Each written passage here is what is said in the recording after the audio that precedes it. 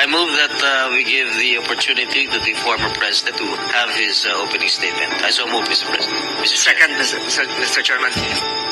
Yes, it was never the intention to deny the former president to give his opening statement. But upon motion of my colleagues, we are going to give the president the first priority now to give us his opening statement.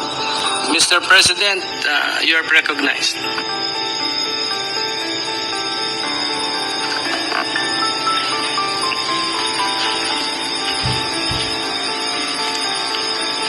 Before anything else, Senator, I'd like to thank the committee for inviting me. Para once and for all, malaman natin ang totoo. So, I would like to request sa inyo na huwag ninyo akong ituring president or kaibigan. Treat me as a witness and tignan natin kung lalabas yung totoo. So, with your permission, at maraming salamat po sa inyong lahat for inviting me. I'd like to start my mandate as President of the Republic was to protect the country and the Filipino people. Do not question my policies because I offer no apologies, no excuses. I did what I had to do. And whether you believe it or not, I did it for my country. The war on illegal drugs is not about killing people. It is about protecting the innocent and the defenseless. The war on drugs is about the eradication of illegal substances such as shabu, cocaine, heroin, marijuana, party drugs, and the like, as a menace which ruins people, families, communities, and relationships, and tears apart the social fabric which binds society together in peace, harmony, and brotherhood. It is not unlike slogans which serves as calls for a better future, such as the war on waste, war on corruption, and war against climate change. I have always viewed people addicted to illegal drugs as victims and patients requiring medical help and not as criminals. That is why when the war on drugs slogan came into being, coined as a message to the people of Davao City to stay away from illegal drugs. But at the same time, I had a drug rehabilitation facility constructed in Davao City, a city government expense, manned by Davao City government doctors, psychiatrists, nurses, and health workers, among others, to look after the complete rehabilitation of those addicted to illegal drugs. I believe then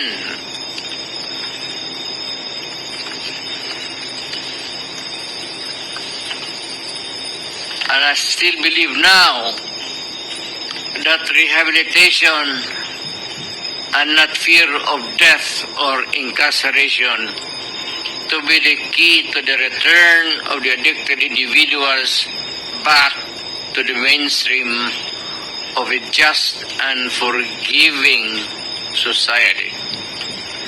But no mistake about it, I hate drugs. I loathe the purveyors, the merchants, and the pushers of this demonizing element. I have not failed to emphasize this from the very day of the campaign when I ran for the presidency in 2016. This was my covenant with the Filipinos who believed in me. And to this day, must still agree with what in government have achieved. It is unfortunate that drug-related crimes are on the rise again. Every day you can read about children being raped, people getting killed and robbed. And just recently, a drug den was raided within the Malacanang complex. This clearly manifests that the purveyors of this menace are back in business.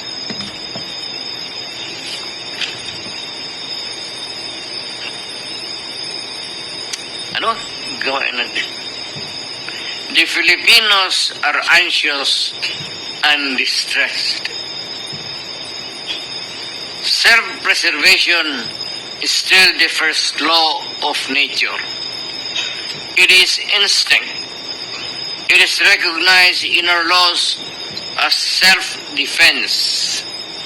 That is why I have always told the police authorities and operatives to be mindful of this basic law of nature. However, I tell them not to abuse their authority and power. And hindi ko talaga pinayagan yung abuso ng polis o sundalo kailanman sa buong buhay ko. And as mayor for so many years and as president, in the guise of protecting themselves. But when your very life is placed at risk, and it can be snuffed out in a matter of seconds, then and only then must you act accordingly. Repel the aggression only in self-defense. Alam mo, matagal ako nagturo sa aming bayan sa Police Academy. When I was a prosecutor, to augment my income, noon na, bago akong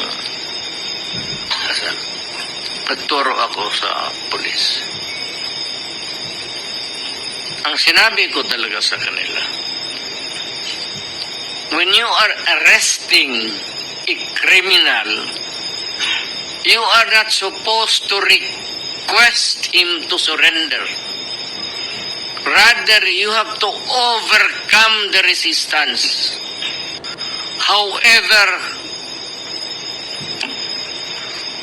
pag ayaw, it's the duty of the police is to overcome the resistance kung ayaw mag-surrender.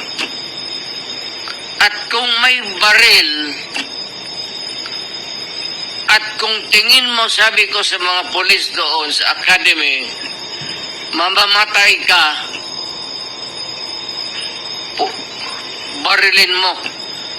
barilin mo sa ulo, patayin mo at least one less criminal in the community.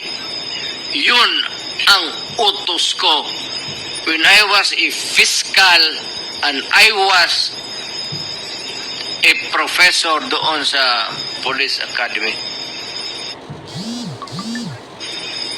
Yun ang turo ko sa kanila. No quarters given, no quarters asked. Criminal ito.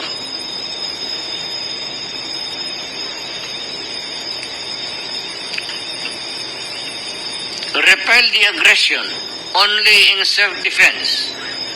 Do not make orphans of your children and widows of your wives. I don't want that in my conscience as mayor and president. Hindi ko mabigat yan sa konsensya ko. I have warned, but before that, my job as president was never easy, and it was not meant to be. I have tried to do the best I can to address the problem of illegal drugs firmly and without compromise. For all of its successes and shortcomings, I alone take full legal responsibility sa lahat na nagawa ng mga pulis pursuant to my order. Ako ang managot at ako ang makulong, huwag yung pulis na sumunod sa order ko. Kawawa naman, nagtatrabaho lang. Yun ang gusto kong sabihin sa Pilipino at mabuti niyaya ninyo ako dito. Once and for all, yan ang gusto kong sabihin sa tao.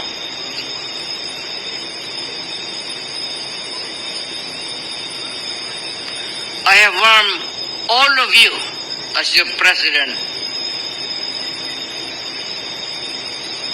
then and as a private citizen now. Drugs will destroy the Filipino. It will destroy my country. And I will never allow it. Maski ako empleyado sa gobyerno o private citizen, I will do what is necessary to protect my country, my community, at yung mga anak natin. This is a matter of principle. At